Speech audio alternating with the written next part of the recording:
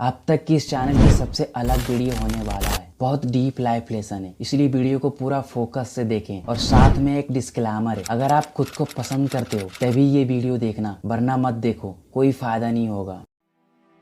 Bruce Lee कहते हैं life एक टीचर है, इससे सीखना चाहो तो बहुत कुछ सिखाएगा। जब आप मुश्किलों में पड़ते हैं, जब आप फेलियर से गुजरते हैं, तब उस वक्त आप नहीं होते हो, बल्कि आपके अंदर दिखावे के अलावा आप जो अंदर से असल में हो वो निकल कर आता है। इसलिए दिखावे में मत रहो, जो हो असली बनो और खुद को अंदर से स्ट्रॉन्ग करो। खुद का स्टैंडर्ड बढ़ाओ, खुद का वैल्यू करो, बोलने और सोचने की कला को सीखो, बिल्कुल ब्रूस ली की बॉडी लैंग्वेज की तरह। इसलिए जब अच्छा समय चल रहा हो तब आप उसे मौज मस्ती, मोबाइल फोन, दोस्तों के साथ घूमने में मत लगाओ, बल्कि वो सीखने में लगाओ जो आप सीखना चाहते हो, जो आप बनना चाहते हो। और सबसे बड़ा खेल माइंड का है, जो हमसे दिन भर काम टालने, आलस और कंफर्ट जोन में रहने की खेल खेलते रहता है। इसलिए माइंड को बारीकी से समझो कि कब कैसे मेरा माइंड रिएक्ट और एक्शन लेता है, क्योंकि जब बुरा वक्त आता है तब दिमाग के पास सोचने का एबिलिटी नहीं होता है। हम उस वक्त डायरेक्ट बिना गलती सही देखे डिसीजन लेते हैं। ब्रूस ली कहते हैं इस जीवन की सबसे बड़ी खोज ये जानना है कि मैं कौन हूँ। इसलिए वो कहते हैं नो योरसेल्फ, सबसे पहले खुद को जानो। बचपन से हमें ये कभी नहीं सिखाया गया कि खुद से सवाल कैसे पूछते हैं, कि खुद के ऊपर चिंतन कैसे करते हैं। इसलिए समझदारी तेज होने के बावजूद भी बहुत ही कम लोग खुद को अंदर से झांक पाते हैं और जान पाते हैं। खुद को जानने का मतलब है आप जब चाहे अपनी मर्जी से अपने अंदर बदलाव पैदा कर सकते हो और औरों के मुकाबले बहुत ही कम समय में कुछ भी सीख सकते हो अपने तरीके से। आप जैसा खुद को ढालना चाहते हो वैसा ढाल पाओगे। यानी कि खुद को जानने का मतलब है खुद का पावर मिल जाना, खुद का कंट्रोल मिल जाना, और आप पसंद नापसंद से ऊपर उठ जाते हो और आप वही करते हो जो आपके लिए जरूरी है। और इसी को सेल्फ मास्टरी कहते हैं, जो कॉन्फिडेंस बूस्टअप करता है, बिल्कुल ब्रूस ली की तरह। और इस मुकाम तक पहुंचने के लिए आपको ध्यान, योगा, प्राणायाम का अभ्यास करना होगा। इस शोर की दुनिया में एकांत में रहना होगा। बिजी हो, टाइम निकाल कर खुद के साथ अपना नाम लेकर बात किया करो। अपने गोल को कम से कम समय में कैसे अचीव किया जा सकता है प्लान किया करो। खुद को बेहतर बनाने का खुद से डिस्कस सवाल करते रहो। और सबसे बड़ी बात, खुद का वैल्यू करो। और ये सब करने के लिए खुद को टाइम देना होगा, एकांत में रहना होगा। इसे करने से अपने अंदर डीप फोकस स्किल्स को पैदा कर सकते हो और आप खुद से जुड़ सकते हो। और इसी डीपेस्ट फोकस के साथ सीखा गया काम स्पेसिफिक नॉलेज में बदल जाता है, जो हमें स्वामी विवेकानंद जी की कहानियों में देखने को मिलते हैं, जो हमें ब्रूस ली के मार्शल आर्ट्स में देखने को मिलते थे। ये कुंफू मार्शल आर्ट्स भारतीय बौद्ध धर्म से आया है, जिसे मार्शल आर्ट्स को भारतीय में संस्कृत भाषा में कल्लरी पाइतू बोला जाता है। इसका मतलब होता है युद्ध की मैदान, यानी कि आत्मरक्षा बल की कला। इसे बहुत नियम, धर्म, योगा, ध्यान से डीपली सीखा जाता था। इससे वॉरियर बनते हैं, जो कि खुद को अंदर से आत्मरक्षा बल होने के साथ अपने आसपास के लोगों को मुसीबत से बचाने के लिए सीखा जाता था। लेकिन आज के समय में कोई भी सीख सकता है खुद का कवच के लिए। इंडियन बौद्ध धर्म मॉन्क थे साधु, जिन्होंने चाइना जाकर यहाँ का योगा, यहाँ का कल्लरी पाइतू वहाँ लेकर गया और एक रिचुअल बना दिया। कल्लरी पाइतू को बाद में चाइना में मार्शल आर्ट का नाम दिया गया। कुंफू मार्शल आर्ट को लोगों के बीच में लाने का सबसे बड़ा योगदान ब्रूस ली का रहा और अपने दम के बदौलत पर मार्शल आर्ट को एक नई पहचान दिया। बाद में उनकी मूवी हॉलीवुड से प्रसिद्धि बढ़ी और लोगों के बीच मार्शल आर्ट सीखने का इंटरेस्ट बढ़ा और पूरी दुनिया में फैल गया।